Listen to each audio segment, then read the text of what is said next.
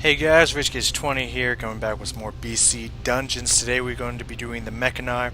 As I mentioned, that's Botanica over there, Mechanar over here, and Arcatraz up there. And over there is the raid, which we would do later. So let us head up in the Mech.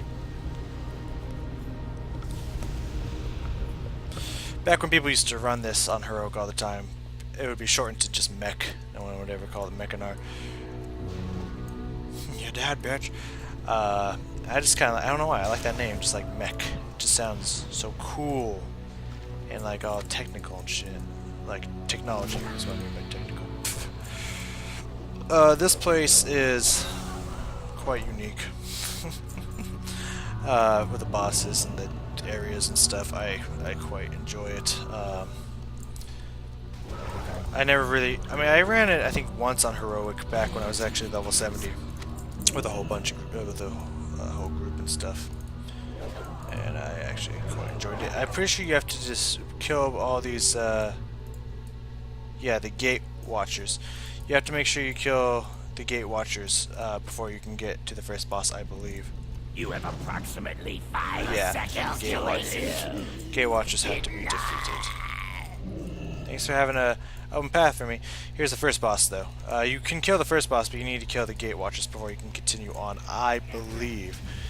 So, bam, there's the first boss down. This guy is actually, I remember him being pretty difficult on Heroic, though I don't remember what he does.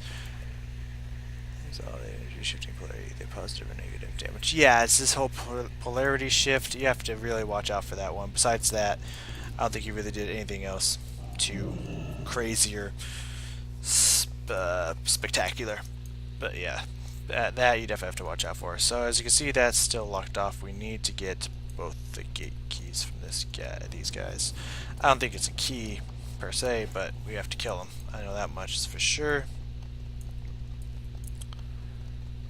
They're not bosses, they're not even really mini bosses, they're just special mobs. A special mob that you have to beat. And then as you see there, you hear a faint unlocking sound. As you can see, the bar is down, so we can continue onwards. This dungeon's actually quite small if you don't have to, you know, fight everything like I don't. It's quite small. When you actually have to fight all these mobs, it gets a little longer. It becomes more of a average-sized dungeon than a small one, and that over there is used for like a quest or something. I don't fucking know, or it drops an item or some shit. I don't know. Speaking of dropping an item, we got this mace from that guy. Pretty cool looking mace. It's glowing. I guess that makes it special and cool. The next boss is right here. You spit out pretty much immediately into the next boss. This girl is also quite difficult. This is probably one of the hardest dungeons to run in this game on Heroic back when it was, you know, hard to do. My game's lagging a little bit. It'll cast it eventually. There it is. I don't exactly remember what she did. I think it was the Dragon's Breath. Yeah, that whole huge disorienting effect really caused some problems when she would start, you know, summoning this guy to do huge AoE damage, and it's just, she was quite annoying. You definitely, obviously, you have to take out those guys before you fight her, because otherwise you're going to be dealing with a situation you don't want to deal with. Let's see if we can one-shot her. We can indeed, and her little thing that was going to come out just quit. Rage quit life. Now the final boss is right over here, and then it's done. So it's like I mentioned, this is a really small dungeon, especially if you can run through it really fast. It's an incredibly small dungeon, and these people are going to just keep spawning. Well, not keep spawning, but they're going to spawn while you keep moving. They just show up and attack you. As you can see, it looks like they're endlessly spawning, but they're not. They just, the first few spawn really soon. The other ones don't spawn until like to the mid or end of this little gauntlet thing. Let's look at this axe that she dropped. Bitch and axe. I mean, that looks pretty cool.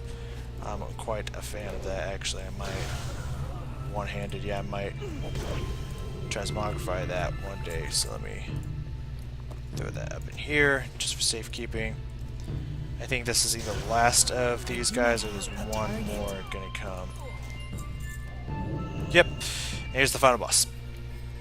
I don't think he did. I mean, he was hard too, I believe, but he wasn't as hard as the go for him. Yeah, he can take control of an ally or allies for a couple seconds, which makes it really hard. He summons some adds, a bunch of arcane explosions, saps your mana, which is really annoying. So yeah, this whole place is We are on the quite difficult. timetable. You will not interfere.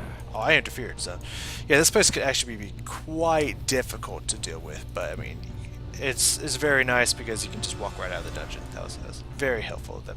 So let's take a look real fast on what was dropped. These nice looking leggings. Pretty cool looking. This trinket with attack power increase and increased haste for 177. That's pretty good for the level 60 item.